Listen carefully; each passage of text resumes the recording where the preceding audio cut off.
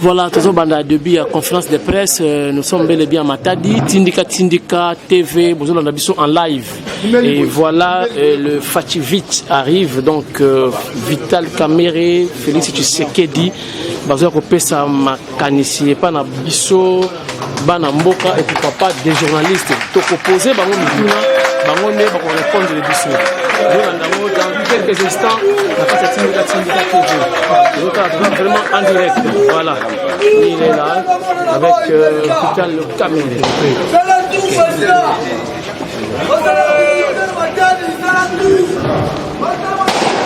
Vous êtes Tindika TV. Vous êtes à la vision en direct depuis Matadi, dans l'hôtel Lebia. Pour profiter de l'occasion pour saluer Kalala Kazadi.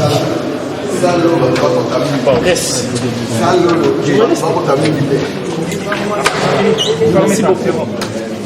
Kalala Kazadi depuis Japon, le number one. Il y a plus de presse Japon, dans la vision en direct. Après, voilà. Excusez-moi.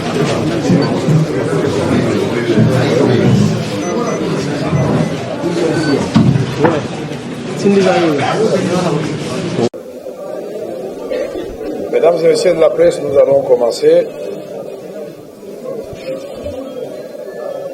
Nous avons commencé la campagne de 27 du mois passé par Kinshasa, venant de Nairobi.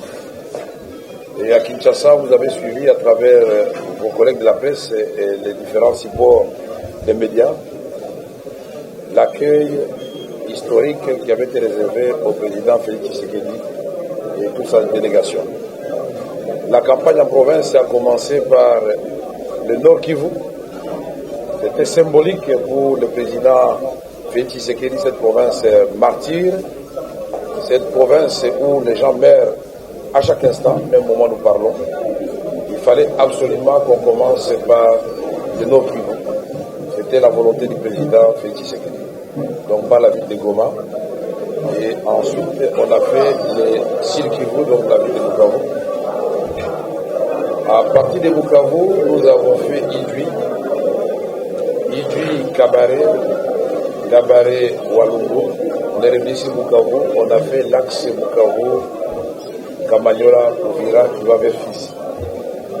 Et nous avons emprunté la route, comme nous le faisons dans toute la province, pour être le plus près possible des réalités que vivent nos populations et échanger avec cette population que nous comptons servir autrement que ce que nous voyons comme gouvernance dans notre pays où c'est la population finalement qui est au service des dirigeants et pas l'inverse.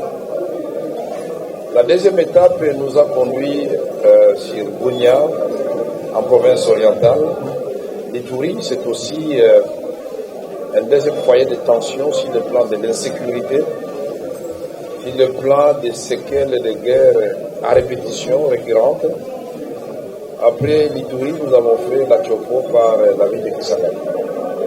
Partout où nous sommes passés, l'accueil a été chaleureux au niveau de la population. Et après Kisangani, nous avons fait Beni. Beni, vous savez, c'est le cœur même de toutes ces tueries par les groupes armés incontrôlés et même les groupes armés étrangers ADF NAM. Mais aussi, comme si ça ne suffisait pas, Ebola tue chaque jour à Beni. Donc le message à Beni était beaucoup plus de compassion qu'une véritable campagne électorale. Parce que sur le plan moral, le président Félix ne se sentait pas à l'aise de demander le suffrage aux populations qui sont en train de perdre chaque fois les membres de leur famille. Le message était clair, compassion, mais avec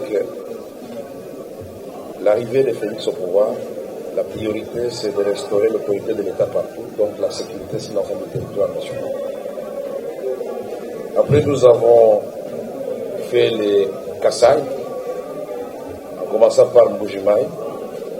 Il a vu comment la population, malgré l'ombire de l'aéroport de Ville-Pemba-Mbujimaï, est venu et nous en a frôlé la catastrophe, puisqu'ils étaient sur la piste. Le pilote a immobilisé l'avion sur la piste. C'était une image en direct qui parle d'elle-même, donc je vous épargne les autres détails puisque j'aurais suivi. De l'aéroport jusqu'au lieu de meeting, c'est 3 km, mais nous avons fait de 16h, 15h30 à 19h47 pour arriver au lieu de meeting. Donc ça doit vous donner l'idée de nous marchons au pas de la population. Après Mbujimaï, nous avons fait Lubumbashi, Kananga, au Kassai occidental.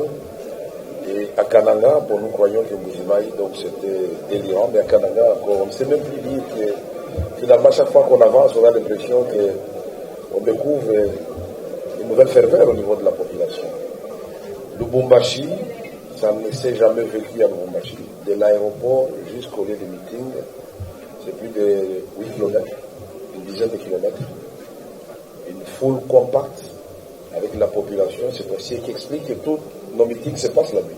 Parce que beaucoup de gens se posent la question pourquoi on fait des meetings la nuit. Nous intéressons le jour, mais nous allons au rythme de la population.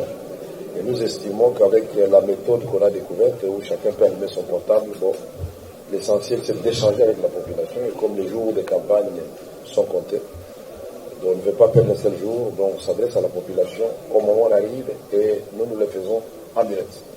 On ne fait pas des montages des images après, non, c'est en direct. Même là où nous avons connu des petits problèmes, nous avons montré tout cela en direct.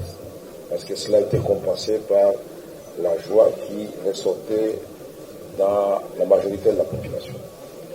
Donc après, bien sûr, Lubumbashi, nous sommes allés à Tshikapa. Et ça, je dois dire que moi j'ai eu peur, non seulement pour le président, pour toute la délégation, mais je me disais, on va renverser la vie. Il faut que ces images-là circulent, que tout le monde voit la soif du changement qu'éprouve notre population. Parce que Félix Tshisekedi, c'est le candidat du changement, et rupture. À Petit Kappa, nous sommes rentrés à Kinshasa, pas parce que nous avons voulu rentrer à Kinshasa, parce que nous avons un avion d'une génération qui n'est pas proche de l'actuelle génération. Là où les autres avions font 20 minutes, nous faisons 1h30 ou 2 heures même. Mais ça nous va, puisque nous sommes plus proches des réalités de la population. Donc, nous sommes dans cet avion-là ou dans les véhicules. Donc de Kinshasa, nous sommes venus ici à Matadi. Et je tiens à travers la presse qui est devant nous ici à remercier la population de Matadi. Puisque le Congo central, comme vous le savez, ça n'a jamais été une province très facile. Les gens ne parlent pas beaucoup, mais ils sont très rigoureux. Ils n'accueillent pas n'importe qui ici à Matadi. Ce n'est pas à moi de vous le dire, vous le savez très bien. C'était le baromètre qui nous a rassurés. Et jusque-là, que le Fativite a fait un parcours sans faute. Et partout, le message était clair. Le président Félix a abordé les questions relatives à la sécurité, à l'éducation, à la santé, à la restauration de l'autorité de l'État sur l'ensemble du territoire national, c'est-à-dire l'État des droits avec ses attributs régaliens, l'armée, la police, la justice, l'administration publique. Il a abordé les questions touchant aux infrastructures de base, partant des routes jusqu'aux infrastructures à caractère social. Il a abordé les questions qui touchent à la fois au modèle économique que nous voulons amener pour permettre à notre pays qui a autant de ressources naturelles, en commençant par sa population et sa superficie en sous-continent, mais aussi le Congo, le président Félix a souligné, peut répondre à beaucoup des défis qui se posent aujourd'hui à l'humanité. Que ce soit le défi du changement climatique. Le Congo est la deuxième réponse au monde, parce que nous sommes la deuxième forêt tropicale. Et en dehors de ça, avec la voiture électrique qui est en vue, le cobalt, près de 60% des réserves, c'est au Congo. Donc nous allons répondre à cette question sur deux volets. À la fois en absorbant les gaz qui sont dégagés, mais aussi en permettant un moteur de substitution. Un pays merveilleux, parce qu'il n'y a pas que ça. Le déficit alimentaire mondial, nous avons 120 millions d'hectares de terre capables de fournir 2 milliards à 2 milliards d'individus à manger décemment. Nous avons aussi l'eau. Vous savez d'ici, l'horizon 2050, il y aura un déficit d'un tiers par personne, par pays, par industrie. Le Congo, c'est 53% de toutes les eaux d'Afrique, 13% de toutes les eaux du monde. Quelle merveille de la nature. Mais nous avons aussi l'énergie propre, non polluante et renouvelable. Et là, nous sommes au cœur du système de l'énergie propre. Ceux qui ne le savent pas, qui sont dans notre délégation INGA, c'est quand on traverse le pont, on est à INGA, 44 000 MW de potentiel. Et quand on ajoute les autres rivières, nous sommes à 100 000 MW. Le Congo, c'est un enjeu planétaire. C'est la chance de l'humanité, c'est l'espoir de l'humanité. Mais nous ne pouvons pas ne pas souligner les mines, qui deviennent de plus en plus rares, puisque ça, c'est une ressource qui s'épuise. Quand on exploite les mines, vous devez savoir que la réserve mondiale diminue autant que ce que vous exploitez. Et de ce côté-là, le Congo, c'est un scandale géologique. Donc, tout ce que vous trouvez sur le tableau de Mendeleev, vous trouvez au Congo. Vous pouvez citer n'importe quel minerai par hasard, il est au Congo. Et donc, nous disons avec ça, notre modèle est simple. Le sous-sol doit rendre au sol, parce que toutes les industries minières dans notre pays, c'est les milieux ruraux, c'est l'agriculture qui était à la base de leur création. Donc pour nous, il est temps que le sol prenne sa revanche sur le sous-sol. Donc l'argent des minéraux doit servir au développement durable qui passe par l'agriculture et qui va donner beaucoup d'emplois à tout le monde. Le président Félix est devant vous. Vous allez poser toutes les questions relatives à notre campagne électorale, mais aussi à ce que nous voulons apporter aux Congolais. Donc il n'y a pas de questions taboues. Et nous sommes à votre disposition. Le président va répondre aux questions et à travers elle, il peut aussi faire passer un message aux habitants de Matadi et de Congo central que nous voulons chaleureusement remercier pour l'accueil qui est historique que cette population nous a réservé hier à notre arrivée, à 2 kilomètres déjà avant le Compose, pour ceux qui connaissent Matadi. Cette population nous a imposé un rythme, on a traversé toute la ville. C'est finalement après qu'on a compris, puisque quand il marchait avec nous, il disait, voilà, vous avez mené pour que vous voyez les réalités. Parce que si vous vous limitez en ville, là-bas, vous n'allez pas voir quelle est notre souffrance au niveau des routes, au niveau des maisons, au niveau des infrastructures sociales dont nous avons vu que Matadi se porte très mal.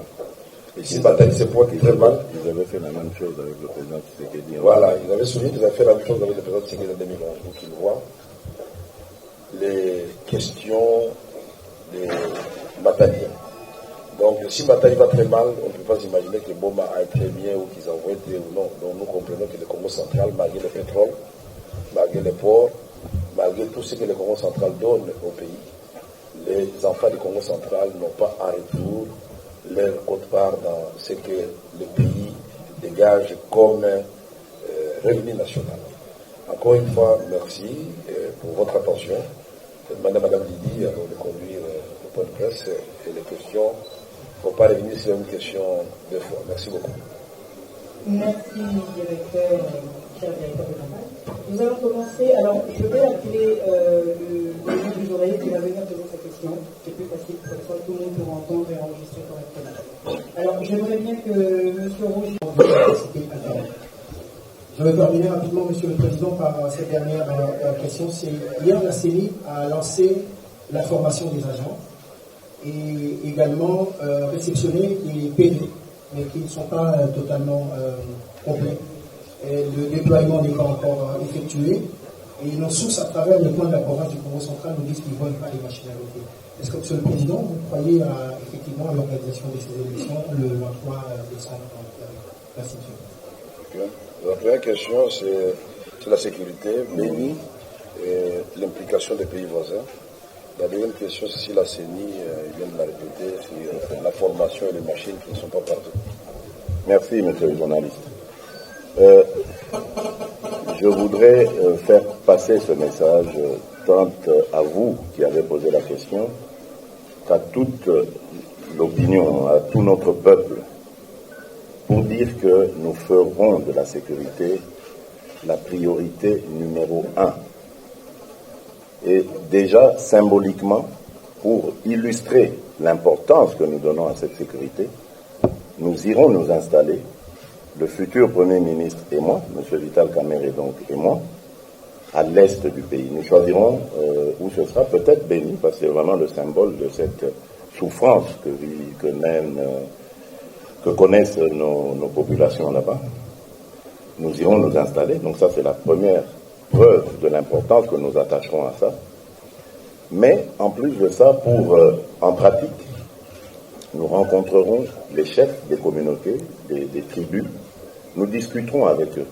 Nous rencontrerons des milices ou les miliciens pour leur dire que le pouvoir maintenant a changé, que ce n'est plus à vous de défendre la patrie, mais vous allez avoir une armée républicaine, professionnelle, qui fera la tâche à votre place parce que ce n'est pas votre job. Et nous récupérerons ces jeunes gens, braves, courageux, héroïques, pour d'autres missions. Pour ceux qui voudront continuer dans l'armée, ils seront formés pour cela, mais ceux qui voudront revenir dans la société civile, ils le referont et il y aura des mesures d'encadrement. Quant aux pays voisins, nous savons qu'il y a eu beaucoup de choses, les uns invoquant leurs propres problèmes de sécurité, etc. Nous prendrons langue avec eux. Et là aussi, pour leur dire, les choses ont changé. Nous n'avons plus le leadership faible que nous combattons aujourd'hui, qui a ouvert les portes à tout et à n'importe quoi dans notre pays. Mais cette fois-ci, nous comptons discuter avec eux pour savoir ce qu'il en est réellement, et puis pour leur proposer ce que nous avons à proposer, c'est-à-dire d'aller sur des échanges commerciaux, sur des échanges de services entre nos pays, nos États, plutôt que sur des guerres fratricides et inutiles. Nous sommes condamnés à demeurer des voisins pour la vie et nous n'avons pas le droit de léguer aux générations futures la haine et le goût de la vengeance, de la guerre, etc. Nous n'avons pas ce droit-là. Voilà ce que nous allons offrir à notre peuple et proposer à nos voisins. Alors, à propos de la CENI, vous savez, moi, je suis natif du Congo. À l'époque du régime du défunt maréchal Mobutu, on parlait souvent de radio-trottoir. Mais je crois que la radio-trottoir aujourd'hui, avec les réseaux sociaux, elle s'est amplifiée. Il faut lui donner un autre nom parce que ce n'est plus la radio-trottoir. Et donc, je ne fais pas du tout attention à ce genre de rumeurs. Je m'en tiens à ce que la CENI a dit. Malgré l'incendie du dépôt, des machines, etc., la CENI a communiqué en disant il y aura quand même des élections à la date du 23. Donc, ne spéculons pas, attendons la date du 23 et voyons voir. Donc, ce que nous disons, c'est que, puisqu'ils l'ont dit, qu'ils le fassent. Et que ces élections soient réellement crédibles. Ce n'est pas une raison pour avoir des élections biaisées, qu'une partie entière de nos populations ne puisse pas voter parce que les machines ne sont pas au nombre suffisant, ou que les PV ne sont pas arrivés partout. Ça, nous ne l'accepterons pas. Ils nous ont dit qu'il y aura élection. Eh bien, nous nous en tenons à leur promesse, à leur engagement, et il n'y a pas à spéculer pour nous, en attendant évidemment de voir autre chose. Merci. Feignant de Libération. J'imagine que vous anticipez quand même comment vous redoutez des irrégularités dans le déroulement du scrutin. Je pourrais évoquer et appeler nos supporters à refuser les résultats en cas de fraude manifeste. Est-ce que vous pouvez nous en dire plus sur le dispositif que vous allez mettre en place pour essayer de veiller, d'observer, de déceler cette fraude, voire même de compter en parallèle les résultats? Quel mécanisme vous allez pouvoir mettre en place par l'étendue du territoire, toute l'étendue du territoire, est-ce que tout restera que ça? Et enfin, c'est le prolongement de cette question, est-ce que ce mécanisme pourra aller jusqu'à une proclamation de ses propres résultats, ou est-ce que ça sera pour de la CENI et pour plusieurs personnes? Très bien. Déjà pour commencer, je dirais que c'est pas que nous soupçonnons la CENI ou que nous disons déjà d'emblée que la CENI va tricher, pas du tout. Nous lui accordons le bénéfice du doute, mais nous sommes des Congolais. Et moi qui vous parle, j'ai vécu 2011. J'étais moi-même candidat à Mbuji-Mayi, j'ai vu comment ça s'est passé malgré ma brillante élection, comment on m'a volé les voix par le gouverneur actuel, là, qui est là, qui n'avait même pas obtenu 1000 voix dans la ville, et je suis loin de ça, donc il était autour de 600 voix, mais il s'est retrouvé avec une trentaine de milliers de voix. Donc vous voyez que c'est un pays où on peut faire des miracles ici. Donc par précaution par rapport à ça, nous sommes prémunis évidemment par ce système de contrôle. Je n'en dirai pas plus parce que je n'en sais pas plus aussi, je l'ai laissé aux spécialistes, mais tout ce que je sais, c'est qu'aujourd'hui, je peux vous dire que nous avons un système de récolte de données parce que nous allons avoir des témoins partout. Et le premier témoin, c'est notre peuple. Parce que nous lui avons demandé, étant donné que c'est son processus, de s'en accaparer. Après avoir accompli leur devoir citoyen, ils doivent rester devant le bureau jusqu'au dépouillement et à l'affichage des résultats, comme le dit la loi. Et ainsi, notre témoin va avoir son PV et transmettre les données à notre centrale de compilation. Donc, le premier surveillant sera le peuple lui-même. Ensuite, nous aurons nos témoins, parce que notre défi a toujours été celui de les mettre partout. Nous savons que ça va être difficile, surtout lorsqu'on va de plus en plus s'éloigner des grands centres. On sait ce qui se passe là-bas. Les agents de l'ANER terrorisent tout le monde là-bas. Les chefs des territoires qui sont acquis au pouvoir en place terrorisent les gens, etc. Mais au moins, nous aurons des rapports par rapport à ces événements et nous les dénoncerons.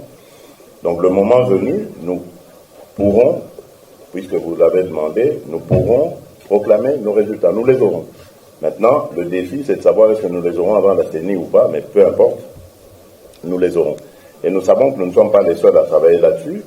Je sais que l'Église catholique a, par exemple, un formidable réseau d'observateurs, et qu'il aura sûrement aussi les mêmes résultats que nous, parce que ce sont des gens qui travaillent de bonne foi, de manière objective, sans parti pris. Et à part eux, il y a d'autres, bien sûr. Et donc la CENI aura vraiment du mal à fausser ses résultats, parce que je crois que d'abord, je ne leur donne pas cette intention-là, mais en plus de ça, la vérité sera tellement criante que même s'ils ont cette intention, ils ne pourront pas. Merci. Je vais demander à Maman Kabongo de venir vous poser sa question. Et à M. Daniel de se préparer. Ces valeurs qui ont ruiné, qui sont à la base de la ruine de notre pays, c'est justement ce tribalisme, ce clanisme, cette ségrégation entre les Congolais. Et donc, c'est le fléau que nous allons combattre avec beaucoup, beaucoup d'énergie. J'ai dit à mes compatriotes partout où je suis passé, le pouvoir de demain ne sera pas le pouvoir des seuls Kassaïens, parce que c'est un Kassaïen qui est président de la République. Qu'ils se détrompent ceux qui pensent qu'ils pourront dire « Ah, Boukalenga Mboetou ». Oui, Mboetou dans le sens de dire c'est l'un des nôtres qui est là, mais pas Mboetou dans le sens de dire maintenant nous on en profite sur le dos des autres. Ça n'arrivera pas sous ma présidence. Jamais, au grand jamais. C'est pour ça d'ailleurs que nous allons instaurer un état de droit. Et là je réponds à au premier volet de votre question. Rétablir l'autorité de l'administration, l'étendue de l'administration partout et son autorité. Parce que les décideurs, les représentants locaux, etc., doivent être le plus proche possible de la population et de leurs préoccupations. Il ne sera plus toléré d'arriver dans un endroit, une entité quelconque, et de trouver un institut hospitalier qui est dans un état de miroir. Parce que là, les autorités de la place devront justifier le fait que de leur gestion des fonds publics qu'ils reçoivent. Et cet état de droit que nous nous attellerons à instaurer,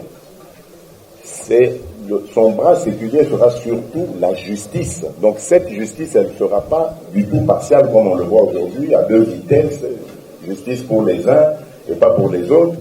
Quand c'est un opposant, on se rue dessus, on lui invente des dossiers pour soit le pousser en exil ou le frapper carrément d'une longue condamnation. Nous connaissons les cas de nos frères Diomi, Diongo, Muyambo, etc.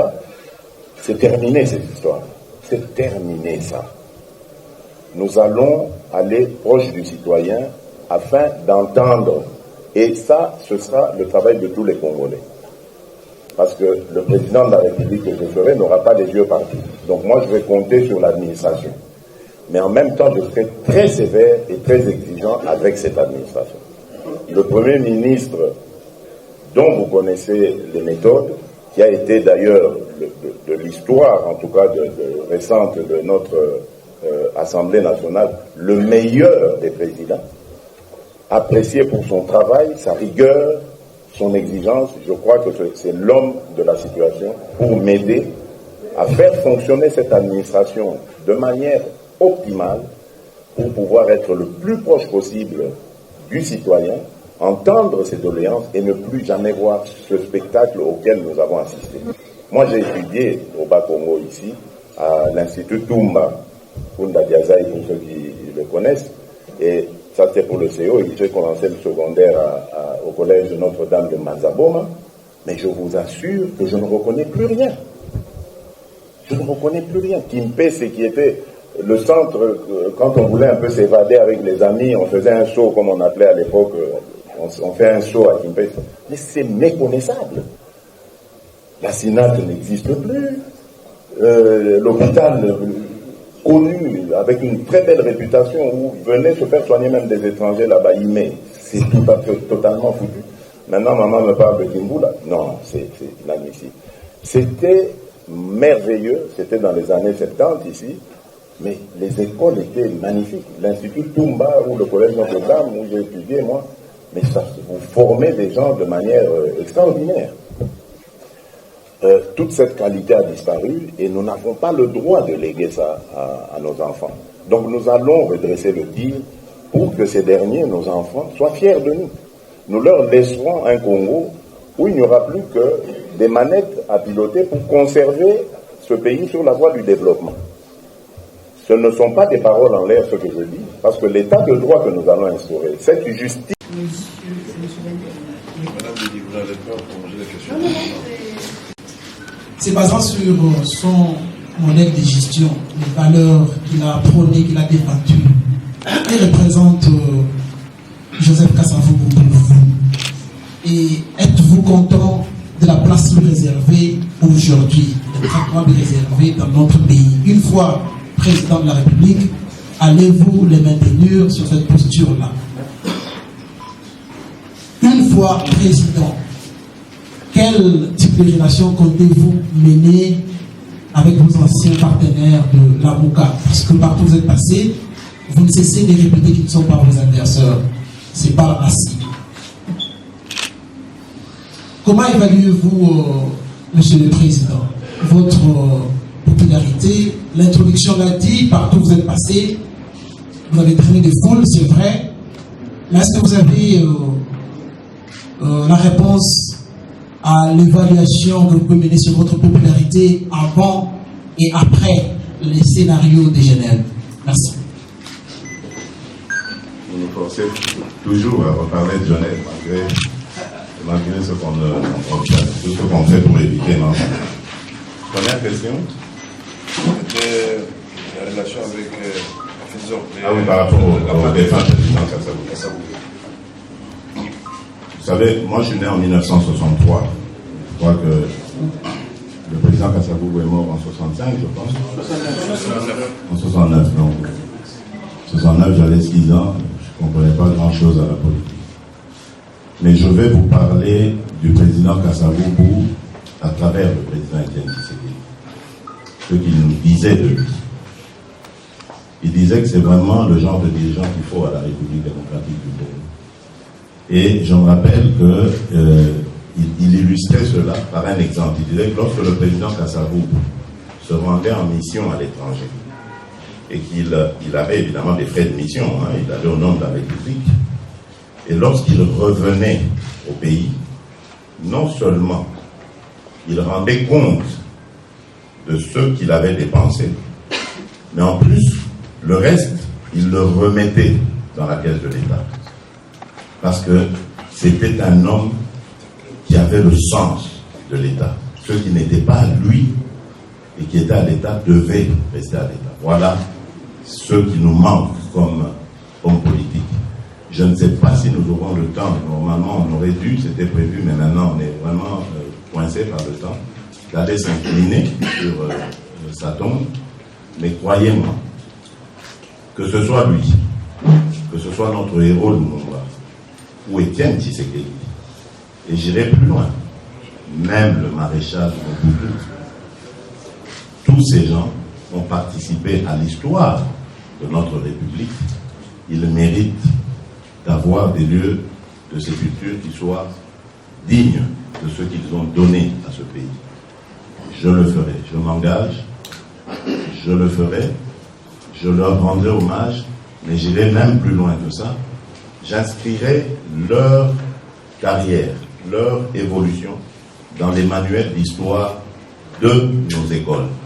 Parce qu'il faut que nous enseignions notre histoire, la vraie, celle que nos anciens connaissent, celle qu'ils peuvent nous rapporter à nos générations à venir. Il faut aujourd'hui que les Congolais s'accaparent de leur propre devenir, en sachant d'où ils sont venus et où ils vont. Et tout ça sans haine, parce que nous avons connu la colonisation. Ça ne veut pas dire que demain, il faut se venger sur les Belges, détester les Belges, commencer à leur faire payer ce que leurs ancêtres nous avaient fait. Non. D'ailleurs, je voudrais faire juste une parenthèse à ce sujet pour dire, au sujet justement de la Belgique, mais au-delà de la Belgique, des Européens en général, dès que je suis aux affaires, la maison Schengen sera réouverte. Parce que pour nous, il n'est pas question de considérer ses amis, ses partenaires historiques comme des ennemis. Nous allons rouvrir la maison Schengen et mettre fin à toutes ces tracasseries inutiles qui ont d'ailleurs des conséquences graves sur notre population. Donc je referme la parenthèse pour dire que nous enseignerons l'histoire à nos peuples, à nos enfants, parce qu'ils en auront besoin et c'est là qu'ils auront plus de considération, plus d'amour pour ces héros, parce qu'on ne les connaît pas. Il y aura des voyages scolaires pour aller sur le lieu de sépulture là, de nos héros, pour mieux les connaître. Voilà, donc ça c'est un engagement. Alors, les relations avec les amis de la MOCA, et puis l'évaluation après notre profil d'après Genève. Oui, bon, les amis de la MOCA, c'est vrai que pour le moment, à part se dire que nous restons amis, on ne s'est plus vus, on ne s'est pas rencontrés, c'est normal, hein, nous sommes en campagne, chacun de son côté, c'est normal, nous ne nous sommes pas vus. Nous avons observé simplement une chose regrettable, mais heureusement que depuis lors, ce n'est plus arrivé, à Bunia et Beni principalement, où on nous a vraiment, quasiment, je dois dire le terme, agressés par des infiltrés, des gens qui avaient été manipulés par la MOCA pour venir perturber nos meetings. À Beni, c'était même assez violent, mais bon, ça va. Personne n'a été touché, il n'y a pas de problème. Donc, pour moi, ça reste des amis, donc il n'y a pas de divergence profonde, etc. Si ce n'est que dans la démarche qui était celle d'aller ou pas à ces élections avec ou sans machine. C'était ça la principale divergence, elle était celle-là. Mais quand vous regardez et comparez nos positions respectives, vous voyez que nous sommes restés constants. Contre vents et marées, nous avons toujours maintenu la position selon laquelle il fallait aller à ces élections, que la machine soit là ou pas, parce que nous avions compris que la machine servait d'épouvantail pour nous pousser à ne pas nous engager dans le processus électoral et à ouvrir la voie aux candidats de la continuité. Nous avons dit que c'est un danger, surtout pour notre population qui veut le changement. Si nous rentrons dans une histoire pareille, mais le candidat de la continuité va être élu, ils vont aller avec leur scénario jusqu'au bout, et nous imposer cet homme, et nous pousser maintenant à négocier. Et qu'est-ce qu'on allait devoir négocier? Le maintien du camp de la continuité, et nous ouvrir encore des portes pour commencer à prendre des postes par ici, par là, comme on l'a vu en 2017 après la signature de l'accord de la Saint-Sylvestre. Donc pour nous, ça allait être un danger. Il fallait aller à ces élections, même si elles comportaient un risque, mais il fallait quand même prendre ce risque parce que le peuple veut le changement, donc on va l'inviter à s'accaparer son propre processus et de le surveiller avec nous, et on aura ce changement. Nous pensions que le risque en valait la peine. Nos amis ont dit non, pas question, il ne faut pas y aller, et puis après ils disent bon, s'il faut y aller, mais il faut casser la machine, et puis après bon, pas casser la machine, mais écrire, falsifier le bulletin. Donc tout ça, c'était de la confusion mise dans la tête de nos combattants. Aujourd'hui, nous sommes heureux de nous apercevoir que bon, ils nous ont rejoints, ils se sont alignés sur la même position.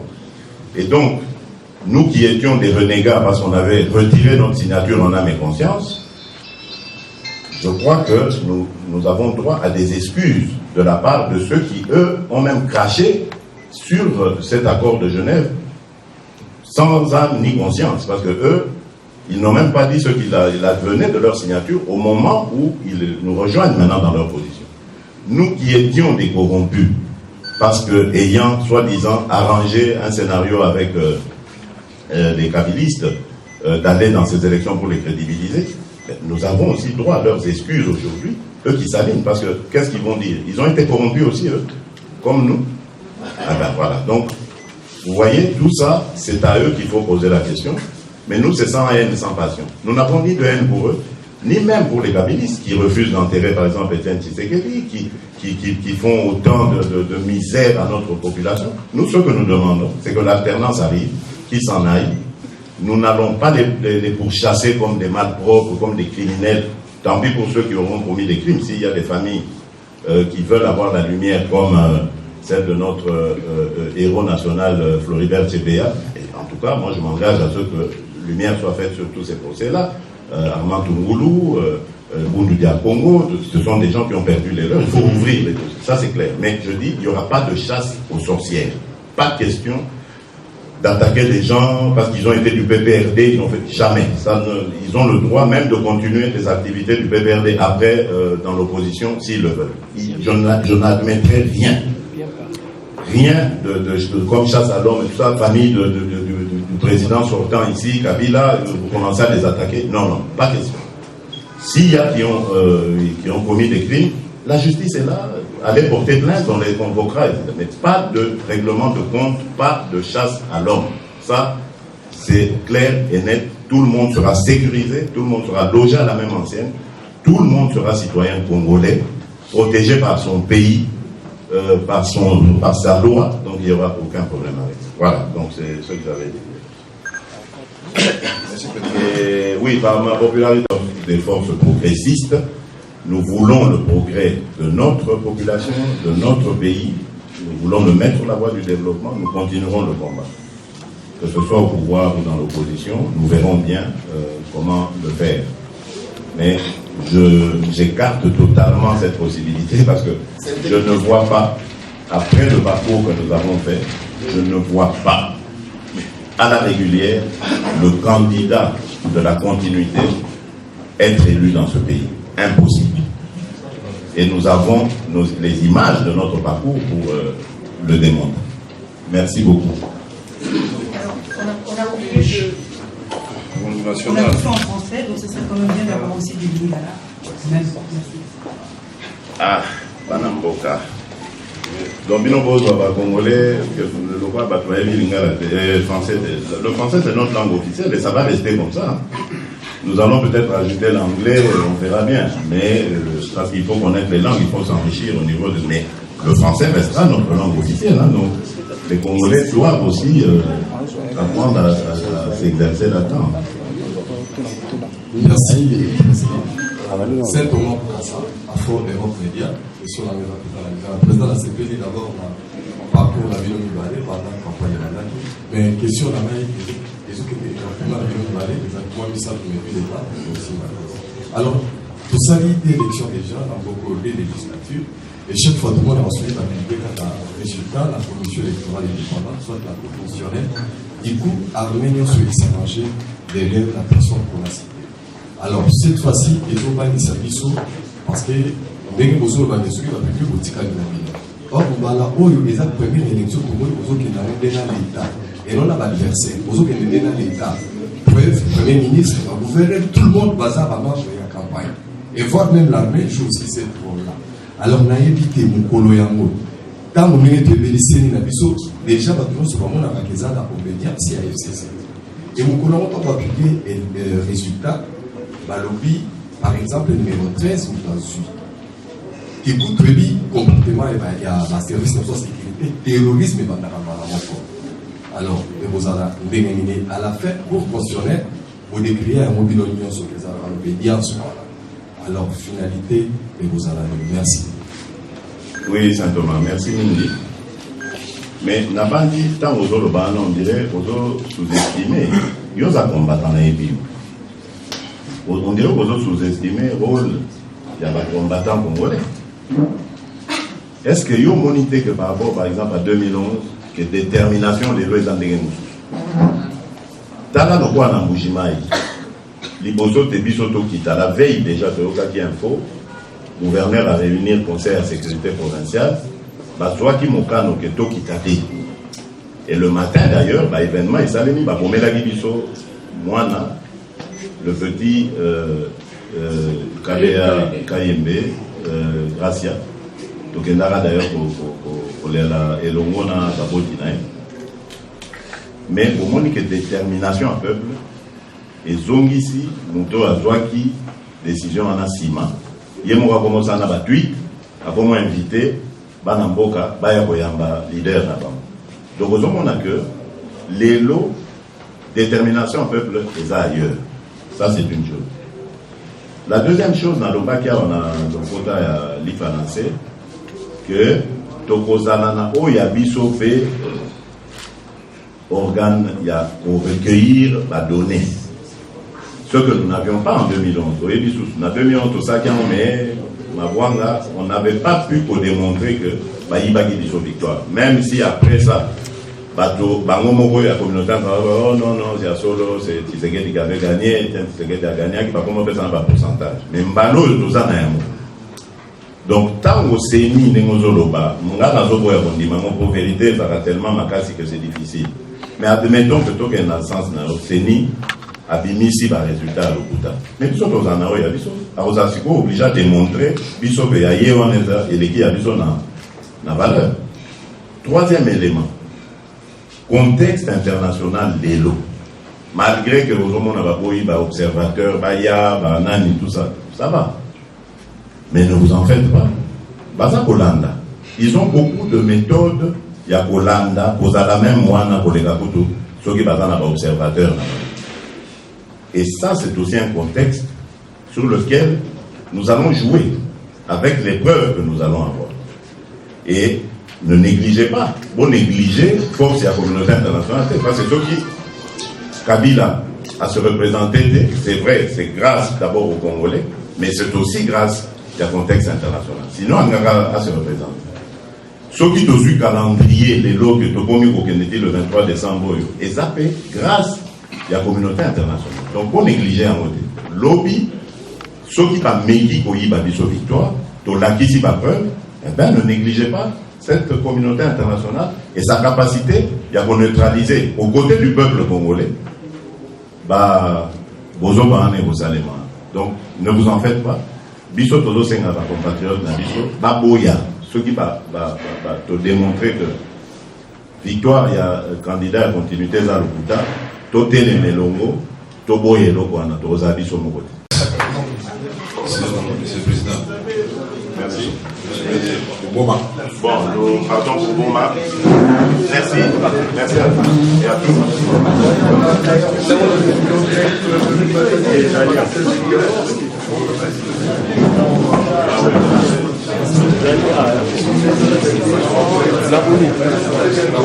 Hier, je le redis à l'intention de la presse ici, je ne l'ai pas suffisamment, enfin je ne l'ai pas dit ici, mais je l'appelle de le relayer. Nous avons décrété une journée de prière le 21 décembre, jour de la clôture de la campagne électorale. Nous avons décrété une journée de jeûne de prière. Nous demandons à tous nos compatriotes croyants, tous les croyants, peu importe leur confession religieuse, tous ceux qui croient et espèrent en la force divine, de jeûner, de rester avec nous en privation, en sacrifice, pour demander à Dieu d'intervenir pour le Congo, afin que l'alternance se fasse dans la paix et sans effusion de sang. Voilà.